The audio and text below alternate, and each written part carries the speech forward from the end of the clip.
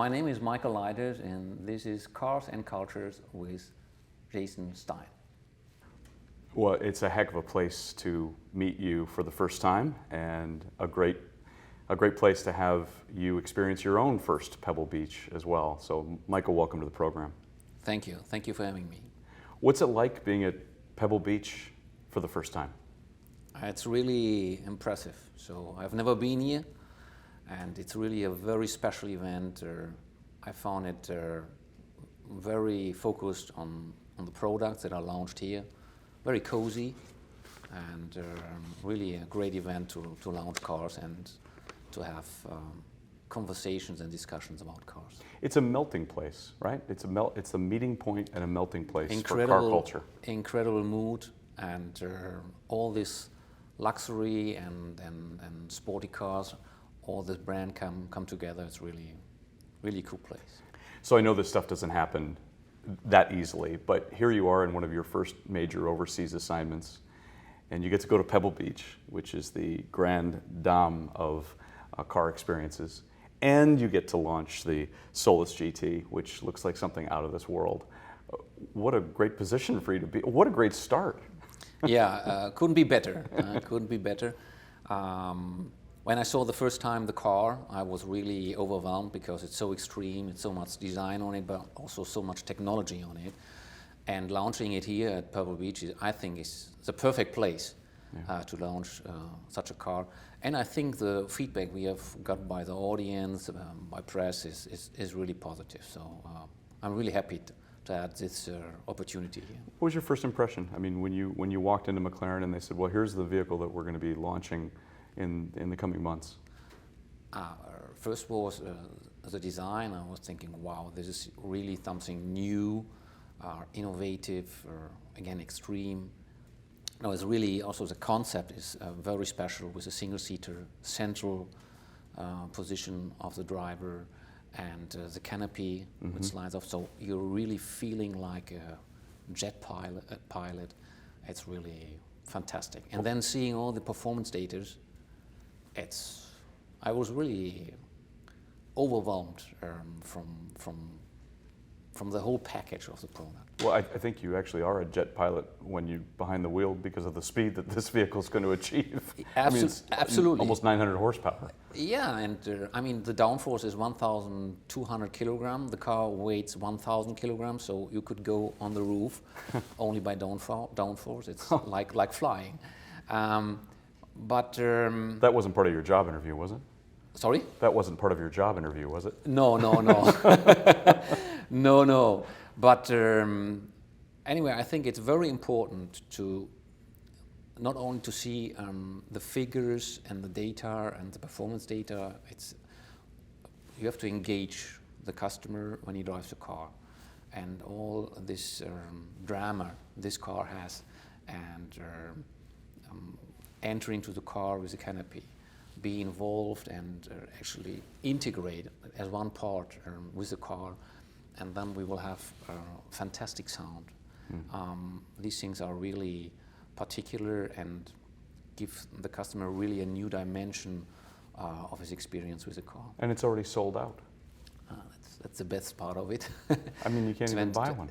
No, 25. We showed it to the customers in a preview, in sneak previews, because we wanted to understand how will be perceived the car, and we got a fantastic feedback, and we decided to make 25. Wow. And all customers said, we want to have that, and so it's sold out.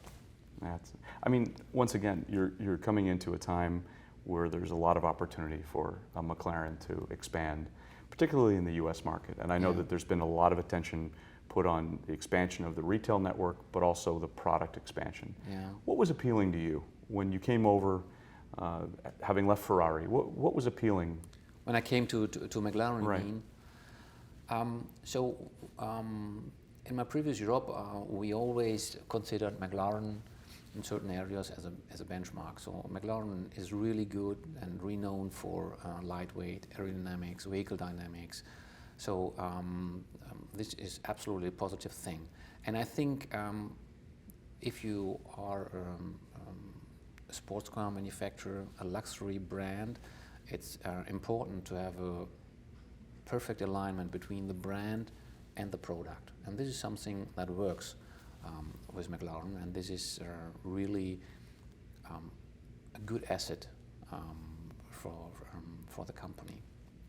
And this is something we have to maintain. We have to get even better on that, but it's a super good starting point, I think.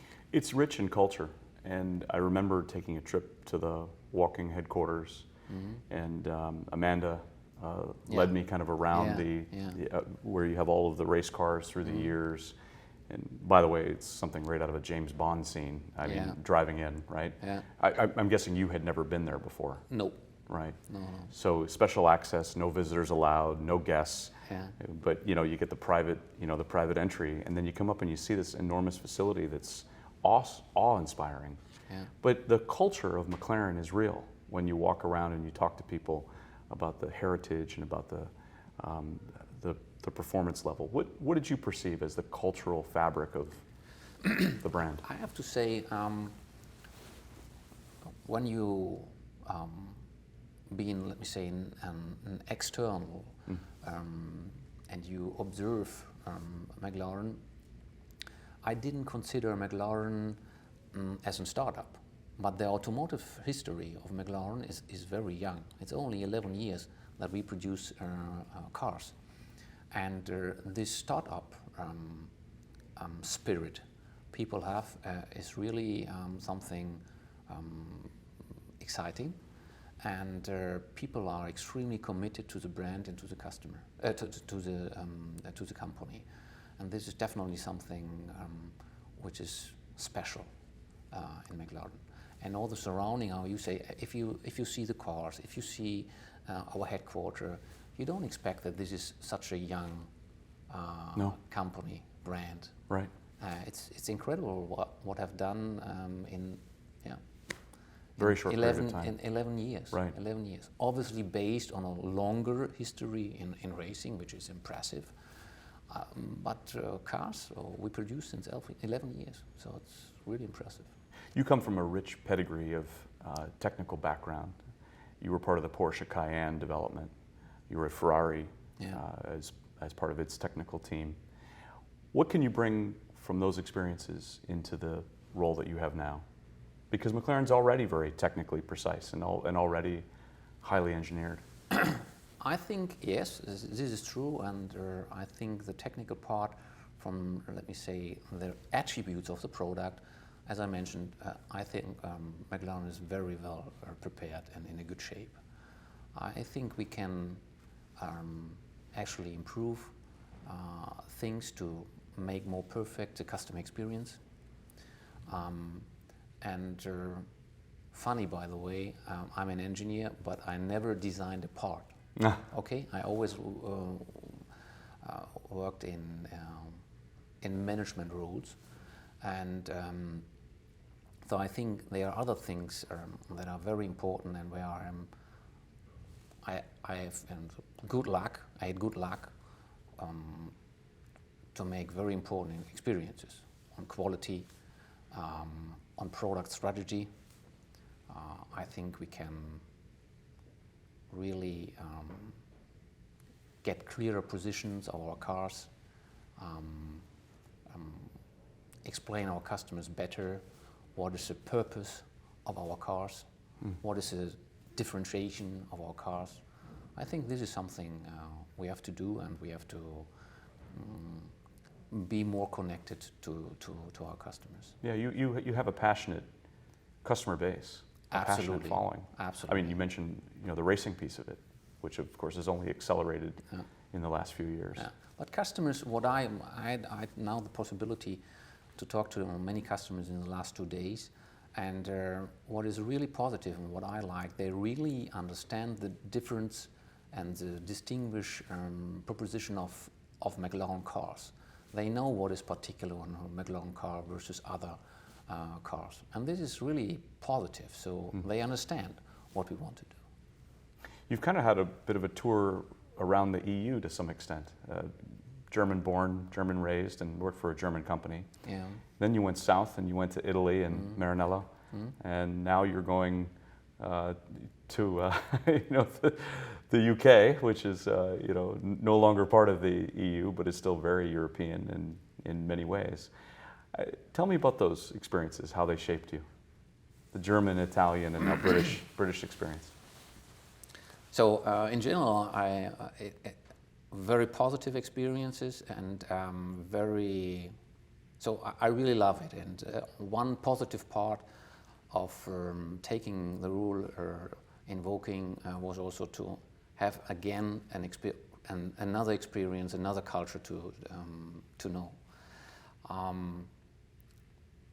Germans are very organized. Germans don't like problems. They try to avoid problems to make it very easy. Italians are very good in problem solving, maybe less in problem avoiding. Okay. Yes. And I mean, I have to be honest. I don't know exactly right now after 6 weeks what is English culture. Yeah, I was going to ask you what the Brits are then. Yeah. Too early to say. Maybe too early to say. Maybe in the middle of maybe a mix of both. A mix of both. Yeah. Yeah. But the culture is very different. In Germany, there's a very, let me say, professional behavior while working. In Italy, it's very emotionally. So it's and I think in Great Britain, my first impression is there's a lot of proud also there, professional proud. Yeah. But obviously not like South Europeans who are, let me say, more extroverted. Yeah. No? Did you always want to be a car guy? Yeah. I don't remember. What's your earliest memory of a car? Yeah, of being interested in the. Well, I remember in the business or in cars in general. Let's say personally first. Cars in general. So I remember when I was on the rear seat of the car of my dad, and always not lean back, always forward to look what is he doing, how does it work, and all the stuff, and how fast are we going, and can't we go faster? So Well, you were on the Autobahn, so Sort of. Yeah, but in these days, we went 160 and all the car was vibrating. Oh. So it wasn't a sports car, okay. What was it? It was I guess it was a Ford 17M. Okay. So. Okay. Yeah, and I was always interested in going faster, and I pushed my dad to go faster on the Autobahn, and really I was always passionate to cars. And actually, I love to draw cars. You say draw, yeah? Sure. And but I didn't have enough talent to that. So I So you would have been a designer if you could have? Yeah, I would love to do that. Yeah, but again, I wasn't talented enough, and I was always interested in the technical part of cars too. So how many horsepowers, how many cylinders, and all that stuff, and always more. And then I decided to study mechanical engineering. And in the beginning, I didn't start to work for automotive industry. The first station in my career was with Fraunhofer, which is a German society for applied research. Very big, more than 2 billion revenue a year, a non-profit organization. We did a lot of research. We worked a lot with companies in the industry, but all over, automotive, tooling, and whatever. It was very interesting. And but I always wanted to go to the automotive industry. So when I made my PhD, I had several opportunities to go to also very renowned companies. But then I chose Porsche, which was one of the best decisions. Must have been a dream. Absolutely. Yeah, I remember when I came there and somebody picked me up on the reception, and he brought me with a 911 to my interview. I was thinking, wow, with a 911, yeah, cool. Where do I sign up? Yeah. No, it was really a good experience. Porsche is a great company. Yeah. Yeah. So why the move to Ferrari? I got a really unique opportunity. When I was in Porsche, I was responsible as a product line director for all the SUVs, Macan and Cayenne, and this was I worked very tight together with all the functions, development, production, sales, finance, but it wasn't, let me say, your final responsibility.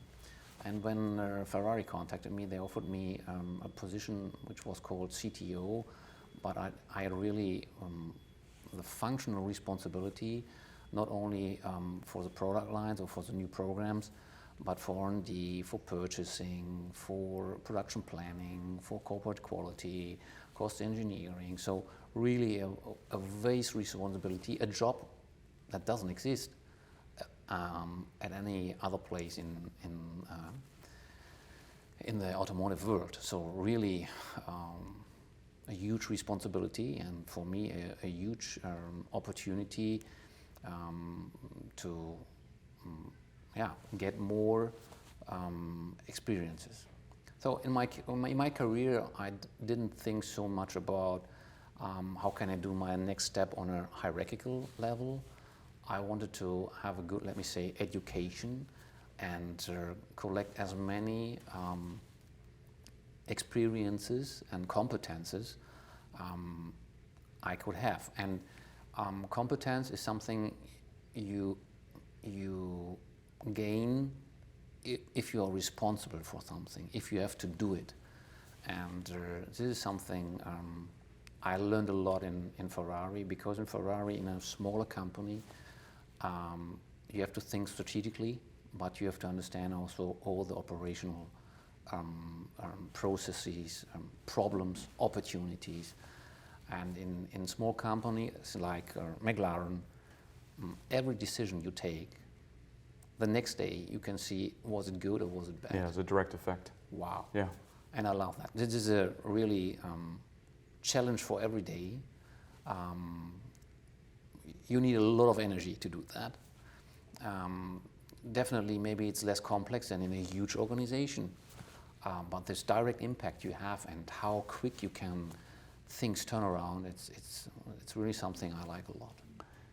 So Ferrari, I mean, if you talk about cultural impact and cultural influences and trendsetters, and I mean, you only have to say Ferrari and you watch the smiles, turn at the corners of everyone's mouth. Tell me the impact of that a brand like that has as well, that you realized while you were there. No, Ferrari is an incredible brand, and it's so, let me say, loaded with all the history of Formula One. I think this is something unique in the world. So, and especially if you live in Italy and you feel all this proud of the people to work for Ferrari or to be in contact with Ferrari and to drive a Ferrari, it's really something which is unique. But by the way, I think this is also something special in England with McLaren. Right. Also, their people are very connected to the brand, very passionate by McLaren. So there are some parallels. Yeah, I had the chance to visit and see the assembly line while I was at the headquarters, the manufacturing process. And what I was told at the time was that the amount of pride that is exhibited among the workers who are there hand building these vehicles is phenomenal.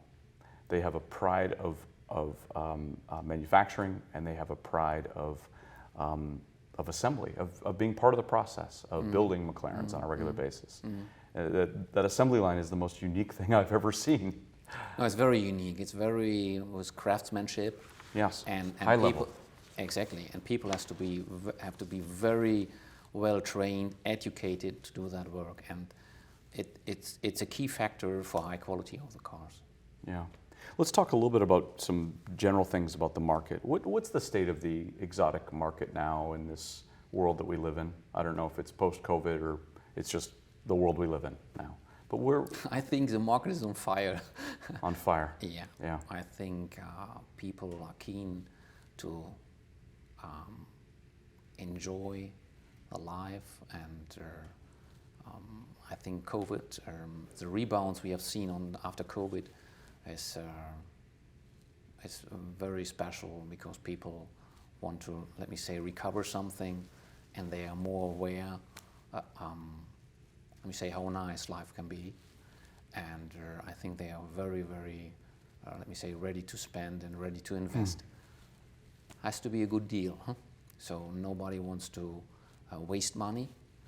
So you have to have a good product, you have to have good residual values.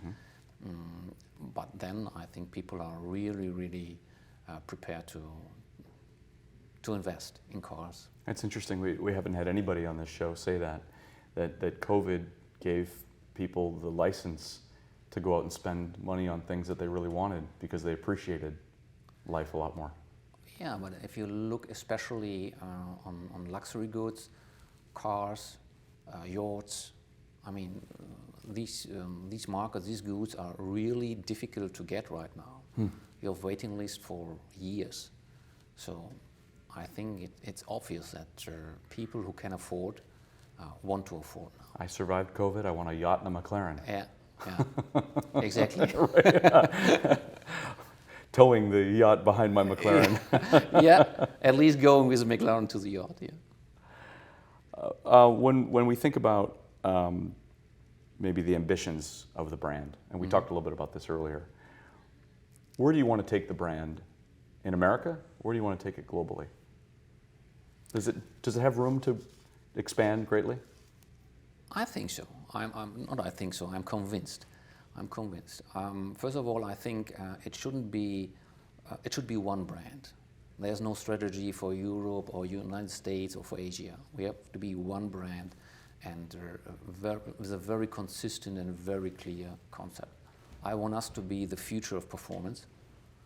So whatever the future needs to make super sports cars, we have to have the answer, and we have to have the best answer of all. And this is why I think we have to structure our products, our product lineup. We have to understand what is the right offer to the customers. How can we distinguish our products for the customer? What is the design language we want to have? And I think there's a lot of room for improvement and to expand for the McLaren brand. Some brands, including the brands where you were previously, and in fact in a role that you helped accelerate one of the transitions, is that they have taken what they were and they've grown in size. You think about your Cayenne experience. I never would have imagined a Porsche SUV when I was growing up. You think 911, you don't think SUV. No. Right? No. Or a Macan, Yeah. right? Is there room within McLaren to do that too? Ferrari, by the way, the same thing. Yeah. I think it doesn't matter what product you add to your product lineup or what segment you want to go in on top. I think it's important that you maintain your DNA. You have to have a credible product for your brand, and that's important. And then you can do everything. I mean, it's clear that these brands have stretched the brand, but I think in a healthy way. Okay, so I don't know after 6 weeks if we should do an SUV or not. Okay, right now I'm pretty focused on supercars and to understand how we can make a great story of our used supercars and get profitable as a company. But definitely we have to understand what is the next step for McLaren. Not only as a new product, but also for technologies.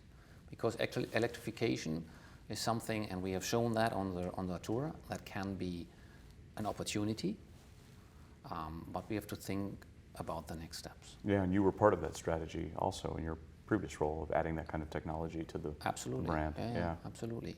I think technology is very important to give a certain value to the cars and convince customers to buy these cars. But again, it has to be there, clear hierarchy of our products, and customers have to understand what is the concept and the purpose of a car. You mentioned racing earlier. You touched on the long, rich history of racing with McLaren, going back to Bruce's days, obviously. Yeah. How important do you see the F1 and Indy racing activities to the growth and enhancement of the automotive brand? How does it help fuel that? I think it's super important, and I would do even more in the future together with Zach on this part, because I think it's not only marketing-wise very important, it's very important also for us to understand what we can do as technology transfer from racing to automotive, and from automotive to racing. I think this is a big opportunity for us. Does McLaren have to compete in Formula One, IndyCar, or other motorsports as part of its brand ethos, as part of who it is? Yeah, I think so. I'm straightly convinced. And it helps us to profit as a brand from the successes we have in this racing. And I think it's also a cultural thing.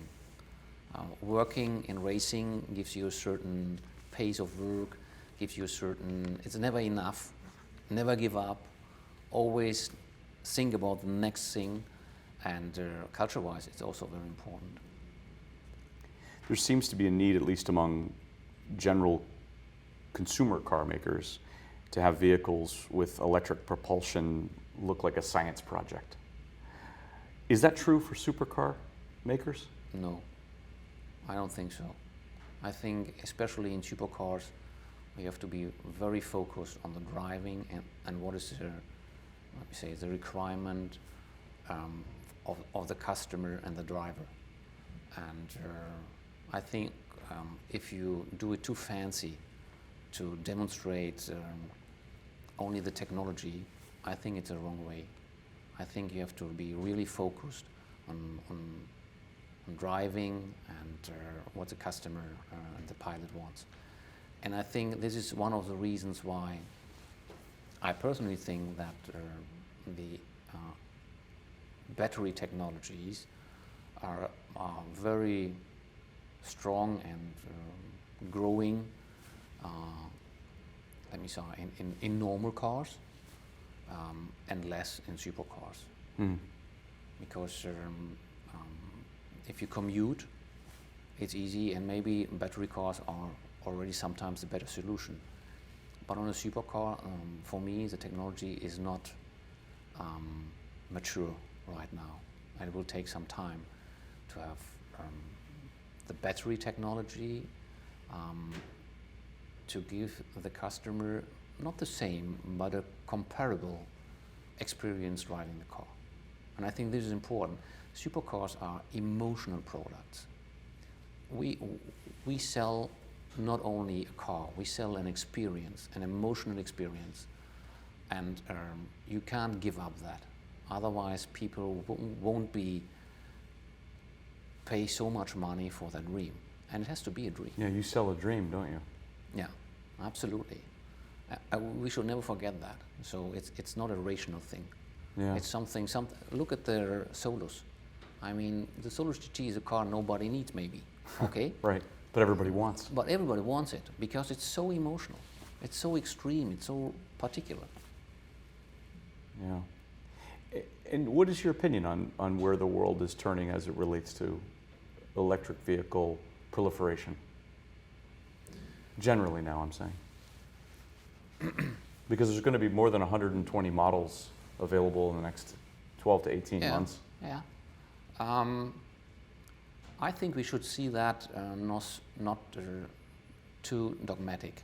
And I think there's a lot of, let me say, dogmatic or almost religious discussion going on. I think electric cars and battery technology is very important, and it will have a big impact on the automotive industry, and there will be some use cases in which battery cars are better than IC cars, hybrid cars, or whatever. But I think as we had in the past, that we had cars with gasoline and with diesel and whatever, we will have in the future maybe different propulsion concepts and technologies.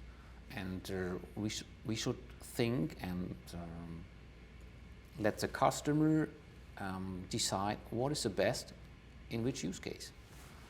And but we have to consider, I think this is right, we have to do something. We have to do something for the emissions, for the environment. We can't let it go like it was. But there are also intelligent solutions on combustion engines. So synthetic fuels can be also a solution for, let me say, traditional propulsion technologies. You spent the last day or two meeting customers, getting a chance to understand them, know who they are, know what they want. Do they ask you, when's my McLaren EV coming? Or what are you going to do about EVs? I imagine that's a hot topic. Yeah. There are many questions on that. And these are definitely our customers right now don't have the imagination how could be a supercar as an BEV. Right. Okay. And this is it's fair enough, I think. Okay. But always on innovation and new technology, sometimes you as a manufacturer, you have to be the innovator.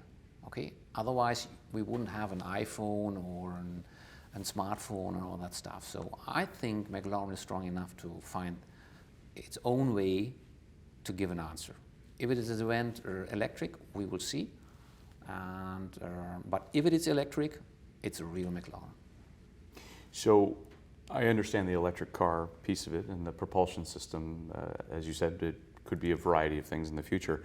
But could a McLaren ever be an autonomous vehicle? No, not a totally autonomous vehicle. Because again, it's an emotional product, and people buy it to drive it. Okay, but there are other aspects to consider. One, there will be also requirements from the regulations. So some things we will have to offer. If you think about an automatic cruise control, 10 years ago, nobody thought about it. Today, it's a standard, and nobody is annoyed to have it on a McLaren. Okay. And the other thing is, there will be also a customer requirement on some things. But I think autonomous driving is not something McLaren should think about. A couple of general questions. Business models. You talked about being a business leader, and what business or whose business models outside of the automotive world do you look at for inspiration? Do you look to? Like business models, I think. Or business leaders. Business leaders. I have to say that I've been very lucky to work together with many business leaders in my career, which have been really an inspiration for me. And this is something I try to get inspiration out of it, and to understand what is the positive things and what are the values these leaders had. And then there are definitely some companies and industries that are doing a great job, especially if you talk about luxury goods, how to create a demand, such an appetite to have something that you really can create something really unique, and everybody wants to have it. You can look at watch industry, fashion industry, really fantastic examples. You're wearing a heck of a watch right there. Yeah. Yeah. That's kind of the McLaren of watches. Yeah, exactly. It's with our partner, Richard Miles. And no, but they, for example, have done a fantastic job. They started with zero, and now it's really something super exceptional, and everybody wants to have it. I want one of those. Who, what, or where do you get inspiration from? So as I mentioned before, first I had really great bosses in my career. It started at university with my first professor. He had a really very professional culture. And then in Porsche, I was assistant to Wendelin Wiedeking, who was probably he's still one of my most important inspiration. I worked for Montezemolo, Macchione, Louis Camilleri, really great guys, really great managers. You just mentioned three titans just now. Yeah. Yeah. And then I'm really a sports fan. And seeing great. Which football club do you follow? So soccer, you mean? Football is not my. No. Soccer. European football. European football. Unfortunately, I have to say, I'm for Hamburger Sportverein, which had a great time when I was young, in the 80s, in the 90s, and unfortunately we are now in the second league. And then I like Liverpool with Jürgen Klopp, who is, I think, a great manager. He built up there something which is really unique.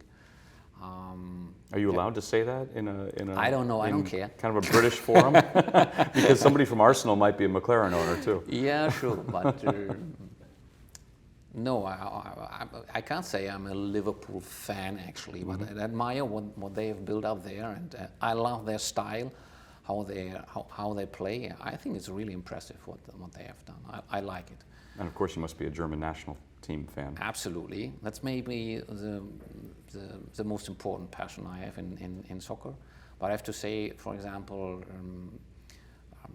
sportsmen like I just saw on Netflix The Last Dance about Michael Jordan. I mean, incredible! What a determination, and how people like him can push themselves, but not only themselves, but also their team beyond the borders. It's really, really impressive. Really impressive. What do you do to relax when you're not driving a sleep? When you're not driving a sports car at 200 miles an hour? No, but I love my time with my family. I have two young kids, 11 and 8. My wonderful wife. So I love family time. So final thing, Michael, six weeks in the job. What have you learned? I learned a lot about the passion and the culture of the people in McLaren, about the brand, and especially the last week here I learned a lot about the American market, which is very important for us. And I think the team here in America is doing a great job for our brand. It's really high performance they are delivering for us. And I'm going to guess that you learned at Pebble Beach that there are a lot of people with a lot of nice cars. Yes, absolutely. And we will come back next year. So this is for sure. Thank you for being on the program. Thank you. Best of luck in your new role. Thank you. Thank you. The automobile is one of the most important inventions that revolutionized the modern world. In America, the rich history of car culture runs deep as technology continues to shape the future of the industry. Jason Stein, former publisher of Automotive News, is here to share the stories of people passionate about cars, from industry leaders and innovators to car-obsessed celebrities. Buckle up as Jason takes you inside the boardroom, onto the track, and around the bend on Cars and Culture on SiriusXM Business Radio.